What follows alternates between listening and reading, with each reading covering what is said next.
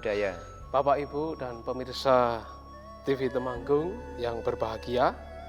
Selamat datang dan berjumpa dengan saya Wahyudi dengan acara Paripurna Budi. Sungguh bahagia sekali dengan kesempatan ini dapat berjumpa dengan pemirsa TV Temanggung.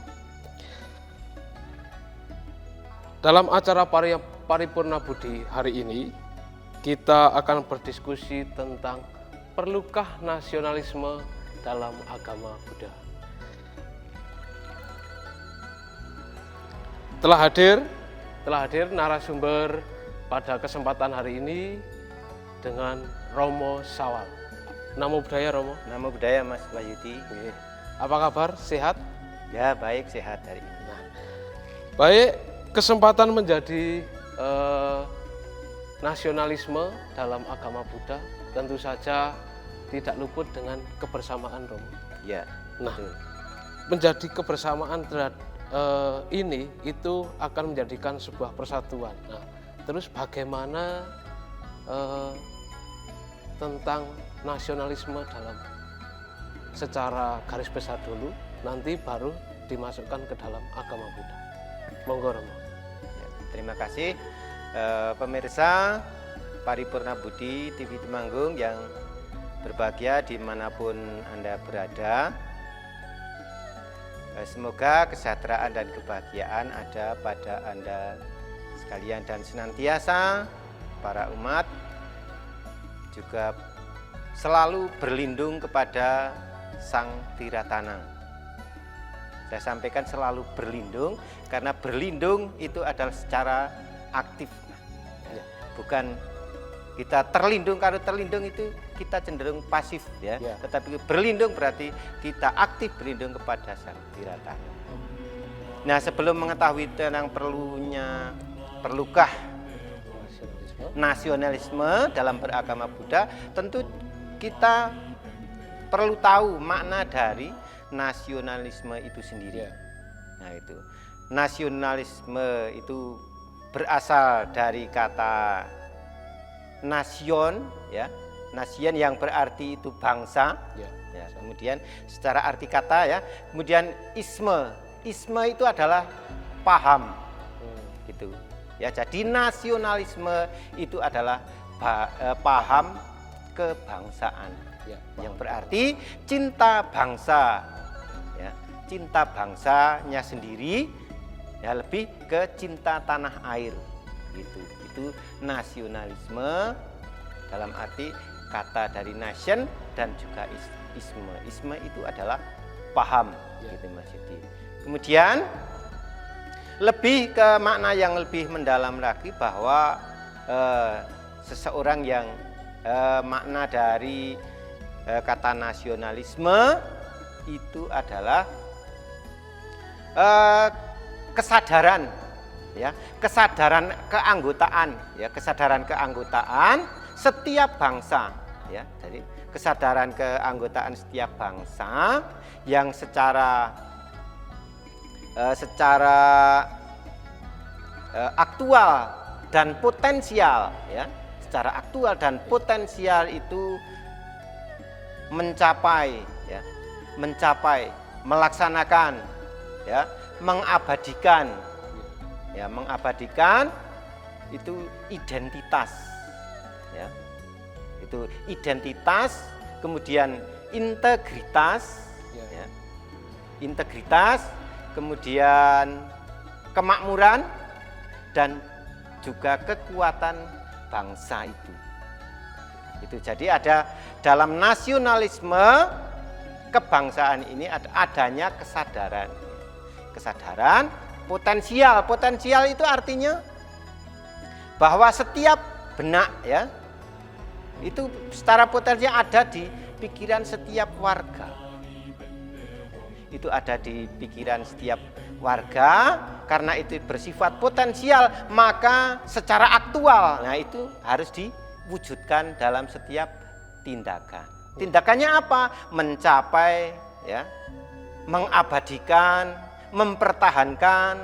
Apa yang dipertahankan? Identitas. Identitas itu jati dirinya.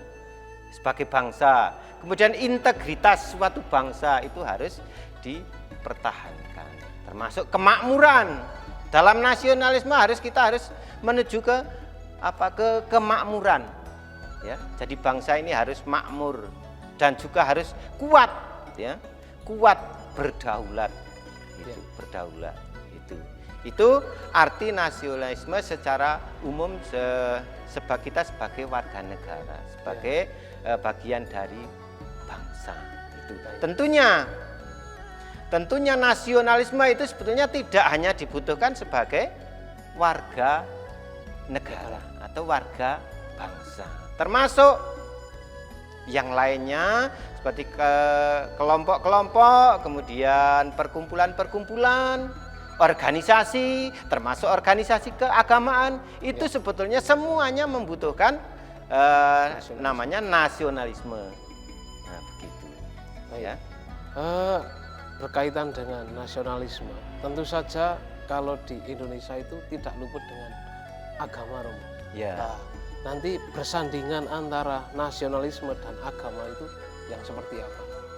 Ya, itu namanya nasionalisme dikaitkan dengan agama. Juga memang agama itu sesungguhnya untuk berkembang, bertahan, lestari itu membutuhkan nasionalisme. Nasionalisme dari siapa? Ya dari anggota agama itu sendiri. Ya, makanya nasionalisme itu dibutuhkan dari setiap perkumpulan, setiap kelompok. Itu. Ya, nasionalisme itu dibutuhkan karena itu menyangkut pola pikir. Pola pikir untuk apa? Untuk mempertahankan, untuk mencapai, ya, itu identitas, integritas, itu kemakmuran dan kekuatan suatu organisasi atau agama itu sendiri. Ya, baik Romo. Menjadi sebuah kekuatan dalam nasionalisme atau sebuah kelompok masing-masing itu kan pasti ada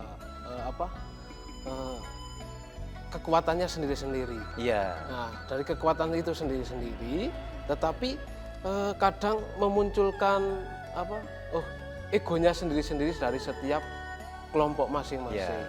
Nah, untuk cara mengatasi ego dari kekuatan ini dan itu seperti apa? Namun sebelumnya kita terjeda lebih dahulu karena kita akan ada pariwara berikutnya.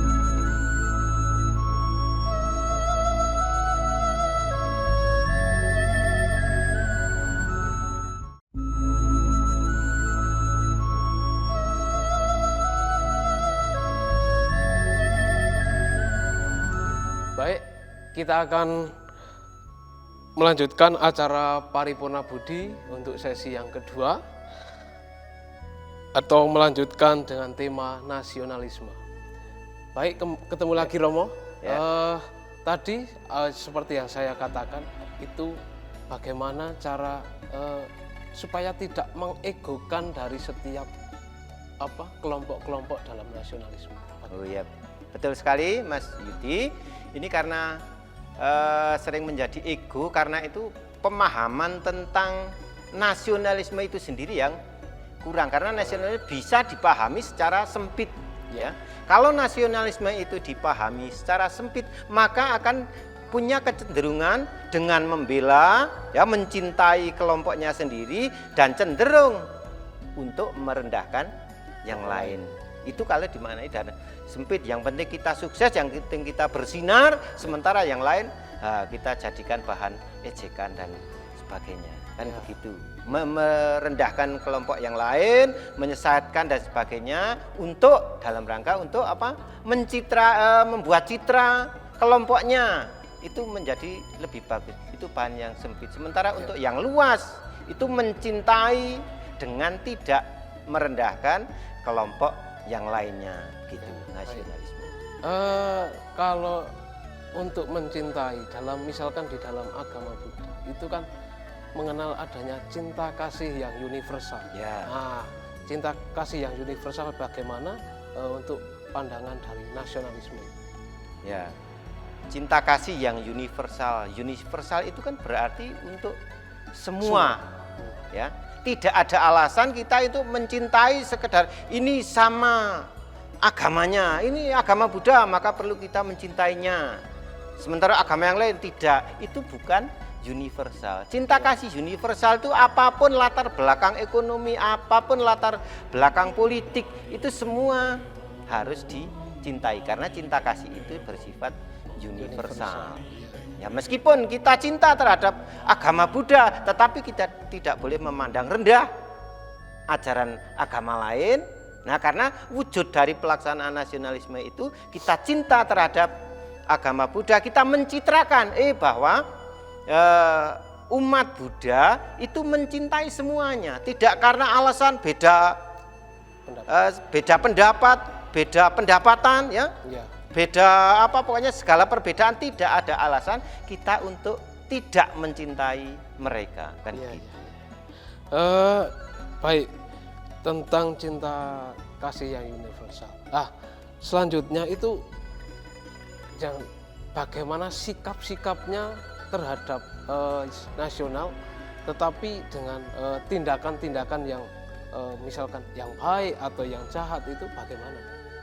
Ya, itu tentunya nasionalisme kan kita mencitrakan agama kita sebagai wujud rasa cinta kita terhadap agama kita sendiri. Tentunya kan kita harus melaksanakan melaksanakan apa yang diajarkan dari agama. Misalnya di agama Buddha, cara nasionalisme mencitrakan agar agama Buddha itu menjadi citra yang baik, tentunya tidak harus kita promosi ke sana kemari menyampaikan ini ajaran yang terbaik, yang lain yang bukan ajaran agama Buddha itu tidak baik, bukan seperti itu. Tapi caranya itu mencitrakan atau nasionalisme itu adalah dengan cara melaksanakan melaksanakan ajaran agama Buddha itu sendiri sesuai dengan ajaran inti agama Buddha itu kan paling utama, yaitu yang diajarkan Sang Buddha ketika waktu itu peristiwa Maghapuja, ya, kita masih ingat, itu kan yang utama yang harus dilakukan minimal orang itu sebagai pedoman hidupnya dia kan harus tidak berbuat jahat, tidak berbuat jahat, itu standar minimal. Ya, standar minimal tidak berbuat jahat, yang patokannya adalah patokannya tidak berbuat jahat itu sudah dikasih pedoman sebagai umat awam, ya. Sebagai umat awam kita itu kan minimal bisa melaksanakan namanya Pancasila Buddhis. Itu standar minimal sebagai acuan, sebagai patokan. Jahat itu yang seperti apa? Ternyata patokannya adalah Pancasila Buddhis. Kemudian setelah kita melakukan standar minimal yang Pancasila, kemudian kita naik ke tingkatan kedua. Itu, ya. Tingkatan kedua adalah kita berbuat kebajikan. Itu, ya. Itu yang dalam bahasa Palinya itu adalah sababapa saakarana, ya. Kusala sa upasampada sacita pariyodapana etang budana sasana. Pertama, jangan berbuat jahat atau kita tidak berbuat jahat. Kedua, setelah kita tidak berbuat jahat, apa yang harus kita lakukan? Kita harus kusala saupasampada. Kusala itu perbuatan yang baik, ya. Kita menambah banyak kebajikan, ya. Nah, itu. Setelah kita menambah banyak kebajikan, supaya kebajikan kita berkembang, itu kita lakukan dengan samadhi, gitu ya. Sucikan hati dan pikiran, sucikan batin. Dari apa? Dari keserakahan, loba, ya. Dari dosa, kebencian, dari kegelapan batin. Itu sucikan dari hal-hal itu, ya. Kemudian akan timbul namanya panya atau kebijaksanaan. Itulah yang diajarkan oleh para Buddha. Tidak hanya sama Sang Buddha, tetapi para Buddha sebelum sama Sang Buddha Gautama itu juga mengajarkan seperti itu. Sababapa saakarana, kusala saupasampada, sacita pariyodapana, dan etang budana sasana. Gitu. Ya, baik. Tadi Romo menyinggung tentang adanya politik juga. Ya, Nah, untuk yang sebelumnya, sebelum memasuki Pancasila Buddhis, saya akan menyinggung tentang yang politik. Masalah gini, berkaitan dengan kemarin itu Ya. ada hal kekacauan dalam politik, Ya. seperti halnya demo. Nah, itu bagaimana dengan pandangan agama Buddha dengan adanya demo. Namun sebelum Romo menjawab, mari kita jeda terlebih dahulu pada sesi yang kedua setelah pariwara berikut ini.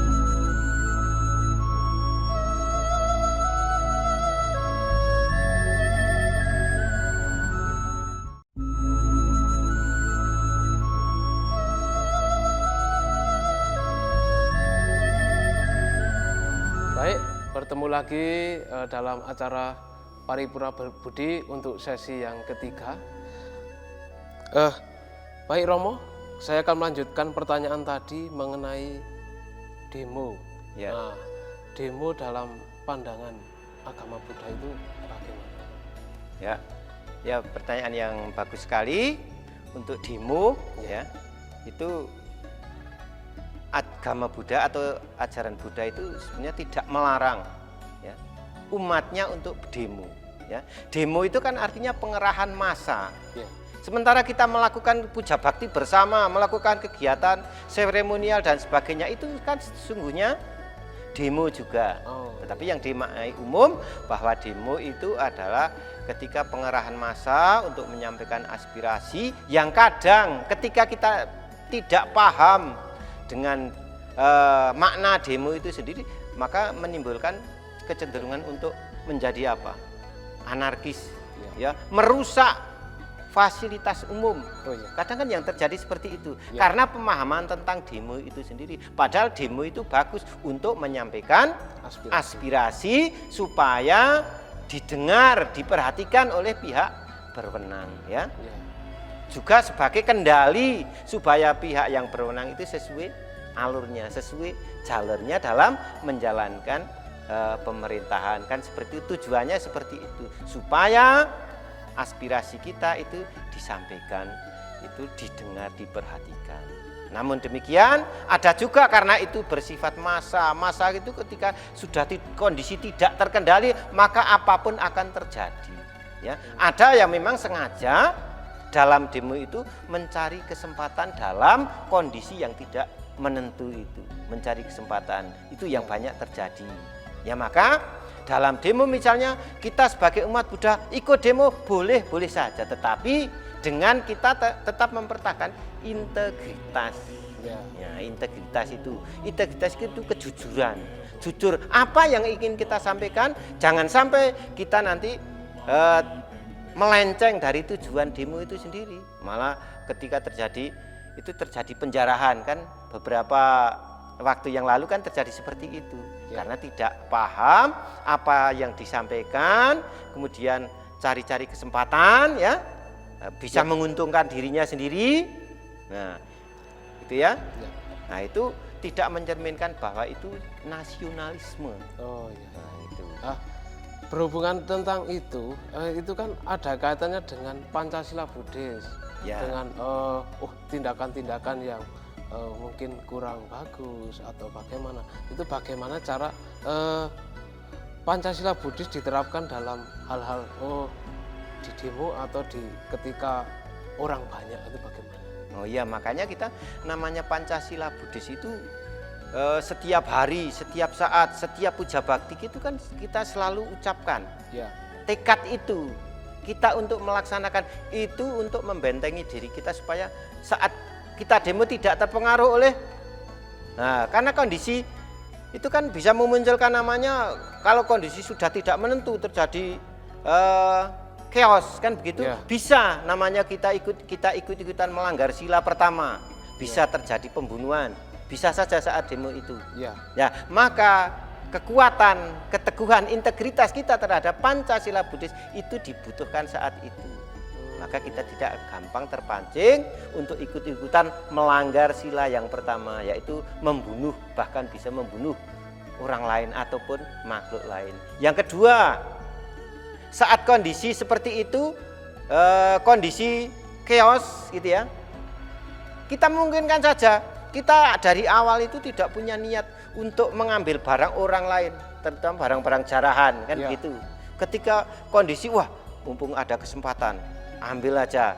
Kita tidak punya integritas, kita tidak ingat bahwa kita baru saja mengucapkan adinadana ya, sila kedua. Kita tidak akan mengambil barang yang tidak diberikan. Dan itu dalam kondisi seperti itu mungkin kita berangkatnya baik-baik mau demo, tetapi karena keadaan barang-barang melimpah, mumpung ada kesempatan ya kita ambil, kita melanggar sila yang kedua. Nah itu bisa saja. Kalau maka di situ kan tadi integritas, integritas itu sangat penting ya dalam memperhatikan nasionalisme, ya integritas tinggi. Nah, itu. Dan juga ada lagi yang dalam Pancasila itu yang sering dilanggar itu ketika sila keempat itu berhubungan dengan musyawadah, berkata yang tidak benar, ya, berkata yang tidak baik, berkata kasar dan sebagainya. Itu mungkin saja saat demo itu semuanya akan terucap.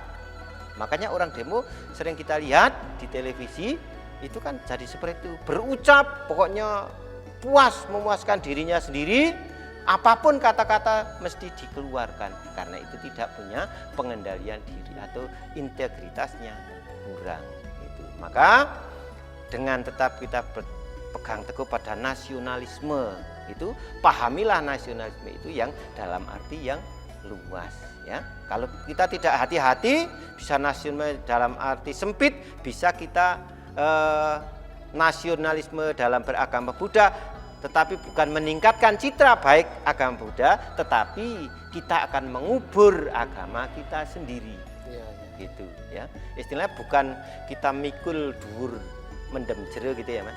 Mikul dhuwur itu menjaga nama baik ya. Dan kemudian mendem jero apa-apa yang kekurangan kelemahan yang ada di agama Buddha kita simpan tersembunyi mungkin gitu. Baik, Romo, itu mengenai nasionalisme. Tapi dalam ini itu kira-kira peran atau sumbangsi agama Buddha untuk menjaga nasionalisme itu yang seperti apa? Ya, terutama nasionalisme dalam agama Buddha sumbangsinya untuk pembangunan bangsa dan negara gitu ya. Nah itu sumbangsihnya dengan kita meningkatkan nasionalisme dengan cara yang luas tadi. Yang paling utama kan kita melaksanakan ajaran. Minimal kita melaksanakan Pancasila Buddhis. Dengan kita tidak membunuh, dengan kita berusaha melatih diri untuk tidak menyebabkan terjadinya kematian itu ya Mas. Itu kan kita nyumbang sebagai masyarakat. Masyarakat seluruh Indonesia jadi merasa apa? Ketika umat Buddha datang, aman karena mereka itu anti untuk membunuh. Kedua, di masyarakat kan masyarakat jadi aman, jadi tentram karena apa? Orang yang punya integritas tinggi untuk melaksanakan sila tentunya tidak akan mengambil barang yang tidak diberikan. Apapun kondisinya, dalam kondisi penjarahan, orang yang punya tekad, punya integritas untuk melaksanakan sila Buddhis itu tentunya tidak akan terpengaruh apapun kondisinya. Barang-barang seberapa banyaknya tetap kita tidak akan terpengaruh. Kemudian dari sila-sila itu ya, misalnya kita tidak akan mengucapkan kata-kata yang tidak benar. Itu sumbangsih menjadi masyarakat kan tadi ayem, tentrem gitu, adil makmur. Tidak ada kekhawatiran dari masyarakat. Ketika kita datang, semuanya ayem, tentrem, semuanya aman. Gitu. Ya, baik. Aman.